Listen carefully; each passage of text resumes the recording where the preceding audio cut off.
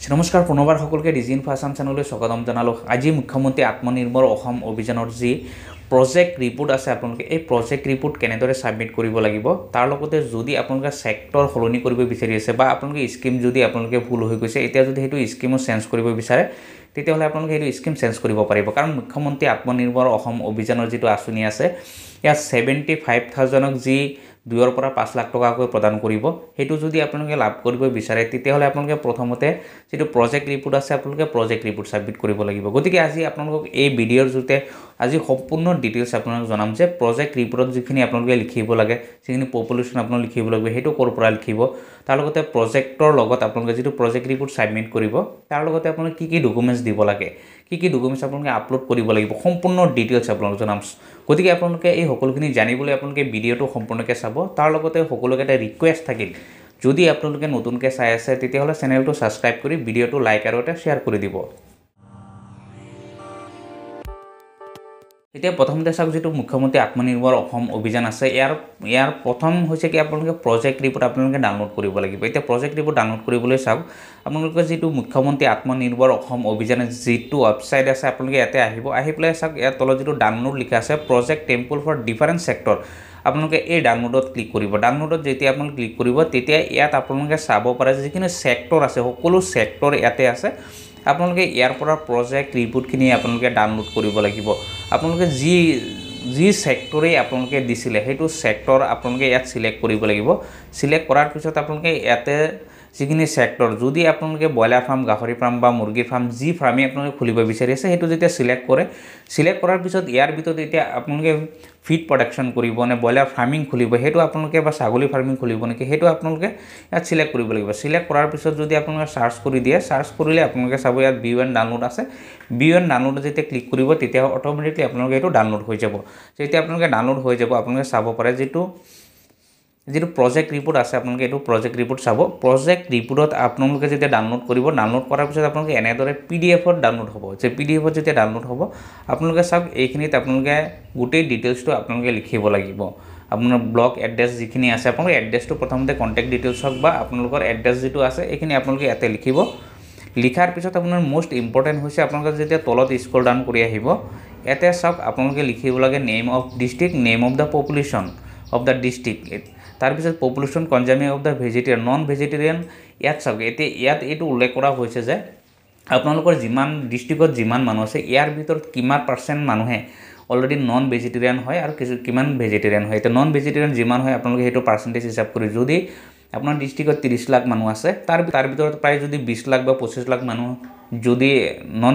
vegetarian হয় তেতিয়াহলে আপোনালোকে 20 লাখ বা 25 লাখ হেতু আপোনালোকে উল্লেখ কৰি দিব হেতুৰ আপোনালোকে ইয়াত সকলোখিনি উল্লেখ কৰিব লাগিব এটা কিমান কেজি আপোনালোকৰ ডিস্ট্ৰিক্টত যাব বা ডিস্ট্ৰিক্টৰ বাহিৰত আপোনালোকে কিমান কেজি পঠাব হেখিনি ইয়াত আপোনালোকে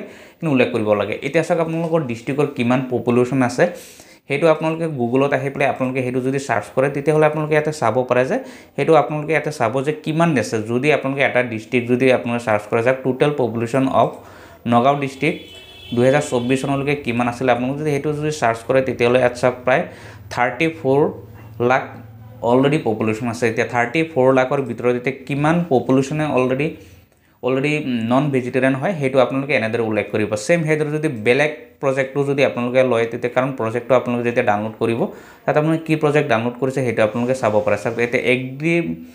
এগ্ৰি বিজনেস ইউনিট যেটো আছে হেতু সেম আপোনালোকে হেখিনি প্ৰথমতে ফিল আপ কৰিব লাগিব তাৰ পিছত চাওক name of district population of the district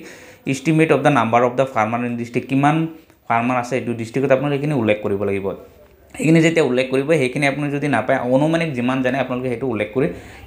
কৰি দিব এই প্ৰজেক্ট ৰিপোৰ্ট আপোনালোকে সম্পূৰ্ণকৈ ধুনিয়াকৈ ফিল আপ কৰিব ফিল আপ কৰাৰ পিছত আপোনালোকে হেতু পিডিএফত আপোনালোকে স্ক্যান কৰিব কাৰণ মিনিমাম আপোনালোকে 5 MB ৰ ভিতৰত আপোনালোকে এটা স্ক্যান কৰি পেলাই আপোনালোকে হেতু আপলোড কৰিব লাগিব এতিয়া যেতিয়া আপোনালোকে পিডিএফত যেতিয়া আপুনি আপলোড কৰিব আপলোড কৰাৰ পিছত ইয়াৰ লগত আপোনালোকৰ আৰু কি ডকুমেন্টছ লাগে হেখিনি আপোনালোকে ইয়াতে চাব পাৰে পিডিএফত যেতিয়া আপলোড কৰিব আপলোড কৰাৰ পিছত আপোনালোকে ইয়াৰ লগত আপোনালোকে ডকুমেন্ট চাব পাৰে যেটো আইডেন্টিটি প্ৰুফ আছে আপোনালোকে আইডেন্টিটি প্ৰুফ এটা দিব লাগিব এতিয়া আইডেন্টিটি প্ৰুফত আপোনালোকে Aadhaar card voter ID bank passbook আপোনালোকে যিকোনো এটা আপোনালোকে ইয়াৰ লগত দিব পাৰে তাৰপিছত এড্ৰেছ প্ৰুফত আপোনাৰ ভোটাৰ আইডি বা বেংক পাছবুক আপোনালোকে দিব পাৰে সেইদৰে চাওক এডুকেশ্যন কোৱালিফিকেশ্যন চাৰ্টিফিকেট যিটো আছে সেইটো দিব লাগিব এমপ্লয়মেণ্ট এক্সচেঞ্জ নাম্বাৰ যিটো আছিলে সেইটো আপোনালোকে দিব লাগিব তাৰ লগতে পান কাৰ্ড আৰু বেংক পাছবুক আপোনালোকে এইখিনি আপুনি আপলোড কৰি দিব আপলোড কৰি যেতিয়া ছাবমিট কৰি দিব তেতিয়া আপোনালোকে এটা একনলেজমেণ্ট নাম্বাৰ লাভ কৰিব তেতিয়া আপোনালোকে গোটেই ফাইনেল ছাবমিট হৈ যাব কিন্তু ইয়াৰ ভিতৰত যেতিয়া আপোনালোকে ছাবমিট কৰিব বিচৰা সময়ত যদি আপোনাৰ প্ৰজেক্ট ৰিপৰ্টটো যদি আপোনালোকে ডাউনলোড কৰিব নোৱাৰে তেতিয়াহ'লে আপোনালোকে প্ৰজেক্ট ৰিপৰ্ট যদি ইয়াত বিচাৰি নাপায় তেতিয়াহ'লে আপোনাৰ ছেক্টৰটো সলনি কৰিব লাগিব এতিয়া আপোনালোকে সেইটো ছেক্টৰটো অভিযান যিটো ৱেবছাইট আছে ইয়াত আহি পেলাই যেতিয়া আপোনালোকে লগইন কৰিব লগইন কৰিলে আপোনালোকে যেতিয়া স্ক্ৰল ডাউন কৰি তললৈ আহিব ইয়াত আহিলে আপোনালোকে চাব সম্পূৰ্ণ ডিটেইলছখিনি ইয়াতে আছে আপোনালোকে চাই ল'ব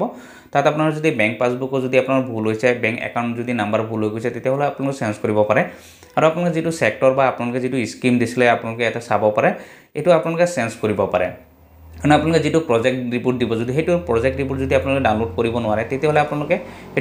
সেইটো ছেক্টৰটো আপোনালোকে সলনি কৰি দিব বা আপোনালোকে স্কিমটো সলনি কৰি দিব সলনি কৰি পেলাই আপোনালোকে নতুনকৈ যিটো প্ৰজেক্ট ৰিপৰ্ট দিব সেইটো আপোনালোকে যিটো ছেক্টৰ দিব বা যিটো স্কিম দিব সেইটো আপোনালোকে ডাউনলোড কৰি পেলাই আপোনালোকে সেইটো গোটেই ধুনীয়াকৈ আপোনালোকে ফিল আপ কৰি পেলাই আপোনালোকে সেইটো আপলোড কৰি দিব আপলোড কৰি পেলাই আপোনালোকে বাকী ডকুমেণ্টছ আপোনালোকে ছাবমিট কৰি দিব তেতিয়াহ'লে আপোনালোকৰ এইটো ছাবমিট হৈ যাব কাৰণ আপোনালোকৰ যিটো ছেক্টৰ দিব বা যিটো স্কিম দিব সেইটো প্ৰজেক্ট ৰিপৰ্ট আপোনালোকে আপলোড কৰিব লাগিব কাৰণ এটা মাষ্ট বি আপোনালোকৰ সেইটো প্ৰয়োজন যে আপোনালোকে প্ৰজেক্ট ৰিপৰ্ট দিবই লাগিব কাৰণ যদি প্ৰজেক্ট ৰিপৰ্ট নিদিয়ে যেতিয়ালৈকে আপুনি ছাবমিট নকৰে তেতিয়ালৈকে আপোনালোকে যিটো ৭৫,০০০ কেণ্ডিডেটক যেতিয়া টকা প্ৰদান কৰিব তাৰ সেইটো লিষ্টত আপোনালোকৰ নাম নপৰে কাৰণ আপোনালোকে যেতিয়া প্ৰজেক্ট ৰিপৰ্ট সম্পূৰ্ণ ধুনীয়াকৈ আপোনালোকে ফিল আপ কৰি পেলাই দিব যিটো আপলোড কৰি দিব তাৰ পিছতহে আপোনালোকে সেইটো লিষ্টত নাম আহিব যে আপোনালোকে যিটো ৭৫,০০০ যি কেণ্ডিডেটক ২ৰ পৰা ৫ লাখ টকা প্ৰদান কৰিব আপোনালোকৰ গোটেই ডিটেইলছ ডিপেণ্ড কৰিব আপোনালোকৰ প্ৰজেক্ট ৰিপৰ্টৰ ওপৰত কাৰণ আপোনালোকৰ যিটো প্ৰজেক্ট ৰিপৰ্ট দিব তাৰ ওপৰত গতিকে আপোনালোকে যি ২ৰ পৰা ৫ লাখ টকা প্ৰদান কৰিব মুখ্যমন্ত্ৰী আত্মনিৰ্ভৰ অসম অভিযানত আপোনালোকে সেইটো যদি লাভ কৰিব বিচাৰি আছে তেতিয়াহ'লে আপোনালোকে অতি সোনকালে আপোনালোকে প্ৰজেক্ট ৰিপৰ্ট ডাউনলোড কৰি পেলাই প্ৰজেক্ট ৰিপৰ্ট আপোনালোকে ছাবমিট কৰক তেতিয়াহ'লেহে আপোনালোকে এইটো টকা লাভ কৰিব গতিকে আপোনালোকে যদি ইয়াৰ ভিতৰত যদি আপোনালোকে কিবা অসুবিধা পায় তেতিয়াহ'লে ভিডিঅ'ত কমেণ্ট কৰিব আপোনালোকক বাকীখিনি মই ছল্ভ কৰিবলৈ চেষ্টা কৰিম ধন্যবাদ